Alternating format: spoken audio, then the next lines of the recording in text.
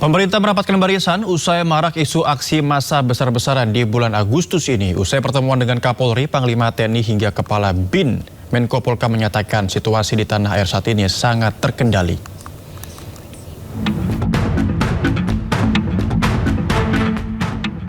Menyikapi kekhawatiran soal situasi keamanan jelang perayaan HUT RI ke-81 bulan Agustus ini, pemerintah merapatkan barisan. Rabu siang, Menko Polhukam, Kapolri, Panglima TNI, Jaksa Agung, hingga Kepala BIN menyampaikan pernyataan sikap. Kepada publik, Menko Polhukam Djamari Tjaniago menegaskan situasi di tanah air saat ini sangat terkendali. Djamari menegaskan informasi di media sosial yang menyebut adanya aksi massa di sejumlah daerah adalah hoaks alias berita bohong. Sangat mantap. Dan perkembangan semua yang terjadi di dalam negeri masih dalam kendali kita semua.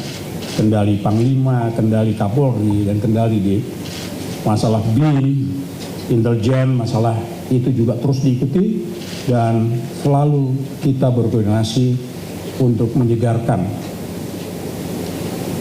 kondisi-kondisi yang kita hadapi pada setiap saat. Jajaran kepolisian kini terus memburu siapa dalang penyebar hoaks. Sejumlah pemilik akun penyebar hoaks telah diamankan.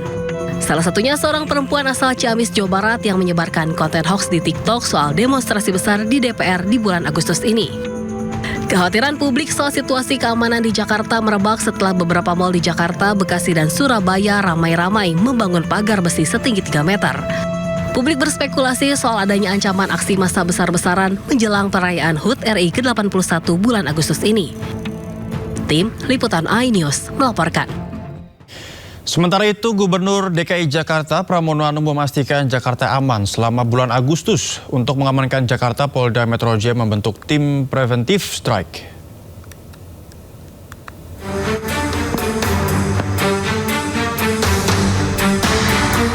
Maraknya isu aksi massa di Jakarta pada bulan Agustus ini membuat Pemprov buka suara. Gubernur Jakarta Pramono Anung pun tegaskan, ibu kota tetap kondusif. Pramono pun mengajak masyarakat menjaga ibu kota negara.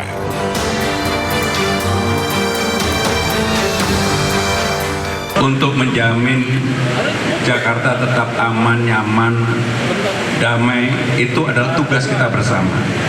Sehingga dengan demikian, apa yang kami lakukan untuk membuat aman, nyaman itu, kalau hati kita nyaman, aman kan pasti suasananya juga aman, nyaman. Dan saya termasuk meyakini Jakarta bulan Agustus ini aman, nyaman. Sementara itu, untuk memastikan keamanan kota Jakarta, Polda Metro Jaya membentuk tim preventive strike atau serangan pencegahan untuk memastikan keamanan ibu kota Jakarta. Tak hanya itu, patroli pun akan ditingkatkan.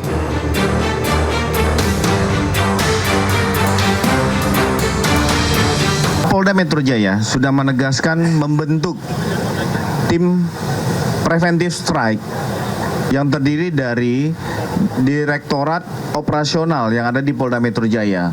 Jadi sudah melakukan mitigasi awal. Apabila ada kelompok-kelompok yang mencoba membuat kerusuhan, membuat situasi tidak nyaman dan aman di wilayah hukum Polda Metro Jaya, termasuk wilayah-wilayah penyangga, akan dilakukan tindakan tepat, tegas, dan terukur. Sebelumnya, sejumlah pusat perbelanjaan di Jakarta, Bekasi, dan Surabaya dipasangi pagar setinggi 2,5 meter. Masyarakat pun penasaran dan mengaitkan dengan kondisi ekonomi hingga kekhawatiran akan adanya aksi massa. Wakil Presiden Republik Indonesia ke-10 dan ke-12 Yusuf Kala menyoroti beredarnya unggahan di media sosial yang menampilkan foto-foto unjuk rasa besar tanpa konteks yang jelas. Menurut JK, tidak sedikit gambar yang digunakan merupakan dokumentasi aksi lama, namun seolah-olah menggambarkan kondisi saat ini. Terkait hal itu, JK mengingatkan agar penggunaan konten semacam itu tidak menimbulkan keresahan di tengah masyarakat. Meski demikian, ia menyatakan kebebasan berpendapat tetap harus dihormati selama tidak disertai tindakan yang merusak. Ya, ini kan negara demokrasi. Memberikan pendapat ya biasa saja, asal jangan merusak, jangan dia menakutkan masyarakat. Dan betul itu, setiap hari kita lihat di media medsos itu, fotokan akan raksasa itu demo tahun lalu atau demo 5 tahun lalu itu. Ya itu yang menakutkan masyarakat. Tapi memberikan pandangan silakan, tapi bukan aja. Sidang pra-peradilan keempat Roy Suryo yang digelar di Pengadilan Negeri Jakarta Selatan hari ini ditunda akibat ketidakhadiran termohon yakni pihak kejaksaan. Pada sidang perdana pra-peradilan keempat ini, Roy Suryo mengajukan gugatan ke Polda Metro Jaya terkait sah atau tidaknya status pencekalan dirinya ke luar negeri. Roy beralasan status pencekalan tidak jelas dan belum ada klarifikasi lanjutan, serta tidak ada urgensi lagi setelah pelimpahan berkas. Sidang dijadwalkan akan berlangsung Jumat 14 Agustus pada pekan depan. Gak apa-apa. Di tengah. Sejak Mas Roy diperiksa dengan Dr. Tifa serta Rismon waktu itu pada tanggal 13 November 2025, kemudian dilakukan tindakan pencekalan. Dan sampai sekarang tidak jelas, itu seperti gray area. Sayangnya Mas Roy tidak coba-coba ke luar negeri.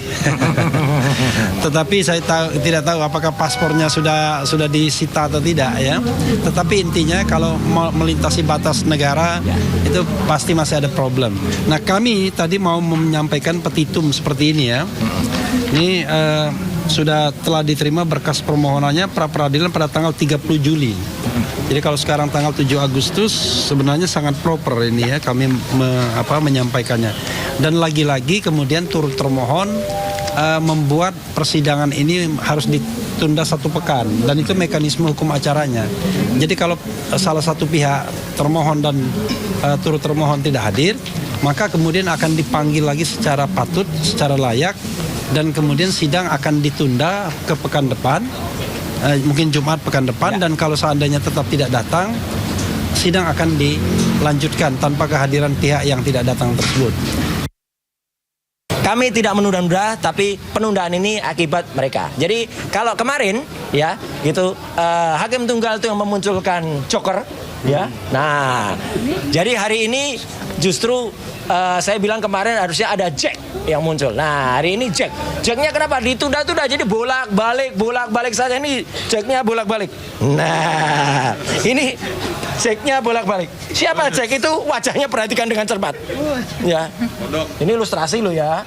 Dan tidak bisa dikatakan itu siapa. Ini Jack gitu ya, katanya dipanggilnya Jack. Jadi hari ini ya sudah, silakan laporkan saja. Nanti Jack makin boncos lagi nanti.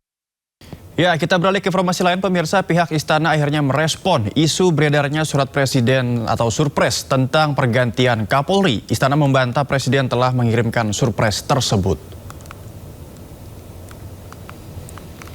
Hal ini disampaikan Mensesnek Prasetyo Hadi saat ditemui wartawan di Kompleks Istana Kepresidenan Jakarta. Prasetyo juga menegaskan belum ada rencana presiden melakukan perombakan atau reshuffle Kabinet Merah Putih. Kapolri Jenderal Listio Sigit Prabowo sebelumnya juga telah merespon isu ini dengan menegaskan pergantian Kapolri merupakan hak prerogatif presiden. Beredar di publik berkenaan dengan masalah surpres pergantian Kapolri, dapat kami sampaikan bahwa sampai hari ini tidak ada atau belum ada surpres pergantian Kapolri. Nah, masalah reshuffle juga perlu kami sampaikan bahwa sampai hari ini belum ada rencana reshuffle Kabinet Merah Putih. Sekali lagi, kalaupun kemudian akan ada terjadi perubahan atau diistilahkan reshuffle, barangkali prioritasnya adalah kepada mengisi jabatan-jabatan yang oleh karena sesuatu hal saat ini jabatan-jabatan itu kosong. Contohnya adalah Wakil Menteri Pertanian, kemudian Wakil Menteri IMIPAS.